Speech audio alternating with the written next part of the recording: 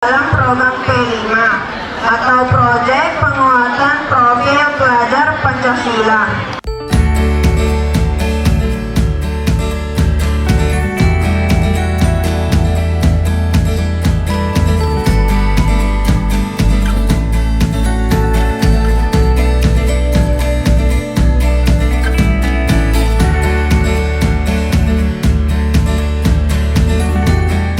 Assalamualaikum warahmatullahi wabarakatuh. Waalaikumsalam warahmatullahi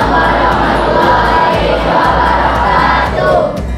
Yang kita hormati Bapak Ibu Guru, Fasilitator dan Koordinator proyek yang hadir pada pagi ini. Dengan tidak memperpanjang waktu, kita mulai saja karena kita tadi sudah buka upacara Ananda semuanya. Baiklah Ananda, mulai hari ini sampai 2 minggu ke depan. 2 minggu ke depan Ananda tidak ada belajar dengan guru mapel. Kenapa? Karena di kurikulum Merdeka, Ananda semua kelas 7A sampai 7I itu sesuai dengan program yang sudah dibuat di awal Oktober ini sampai 15 hari ke depan ya, artinya 2 minggu. Karena kita sekolah Senin sampai Jumat, berarti hari ini Senin sampai Jumat, kemudian Senin berikut sampai Jumat lagi. Nah itu kita melaksanakan proyek P5. Nah yang kita ambil adalah gaya hidup berkelanjutan yang pertama. Kita ambil permasalahan apa yang paling urgen di sekolah kita. Nah itu yang kita angkat. Nah apa materinya nanti semua kelas itu beri tanggung jawab oleh Bapak Ibu Ananda yang mengajar di kelas Ananda sendiri. Nah untuk Ananda ketahui kelas 7A 7A itu yang bertanggung jawab 10 hari ke depan itu adalah terutama di sini walas sudah pasti Ibu Rita, Ibu Irawati, Ibu sendiri ya, kemudian Ibu Rini Susanti. Kelas 7B Ibu Safniwati, Ibu Haja Destinda Osra MPD, kemudian Bapak Fakrul Rosal itu di 7B. 7C Ibu Yarneli, kemudian Ibu Elsis Indra, Ibu Rosalinda SPDI. 7D Ibu Lili Yuhati, Ibu Anissa dan Bapak Tuselfi.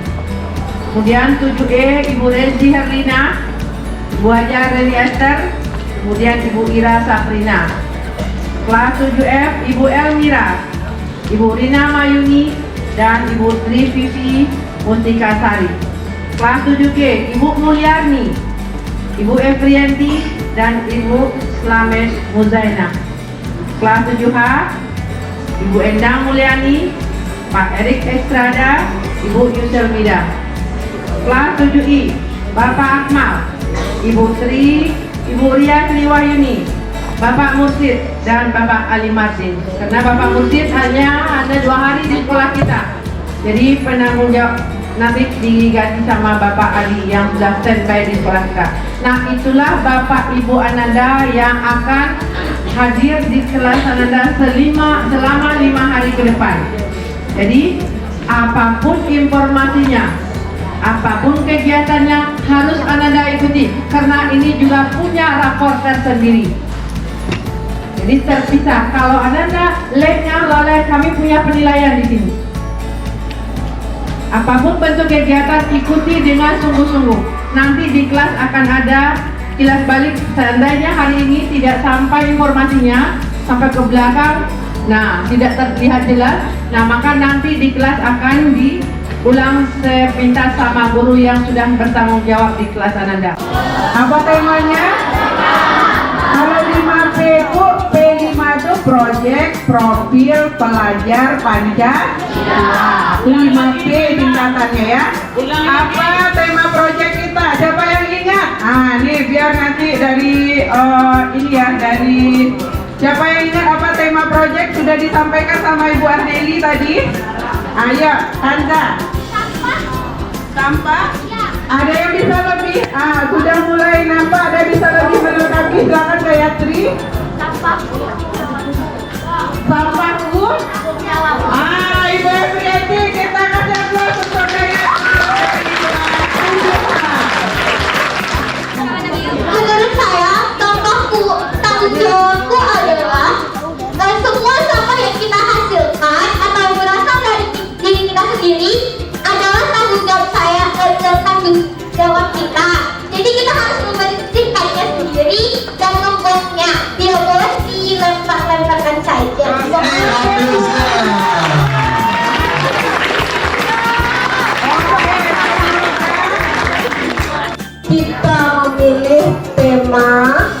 selanjutnya, sampahku tanggung jawabku. Yang mengangkat tema ini, ada nggak tahu kenapa, apa sebabnya? Menurut saya kenapa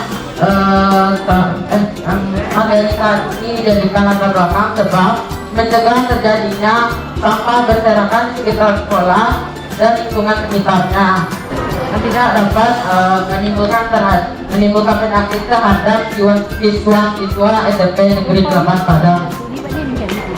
Ya, ya.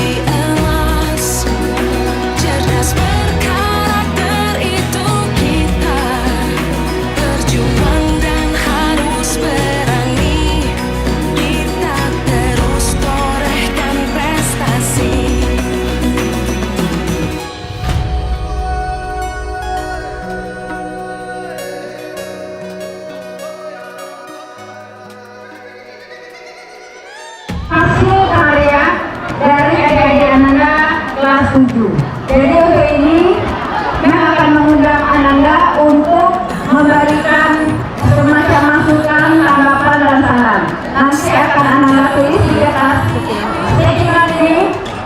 Terima kasih kepada Bapak Ibu Guru yang sudah memberikan kesempatan kepada kami untuk tampil di sini. Dan saya juga berterima kasih kepada teman-teman saya yang sudah memberikan dukungan.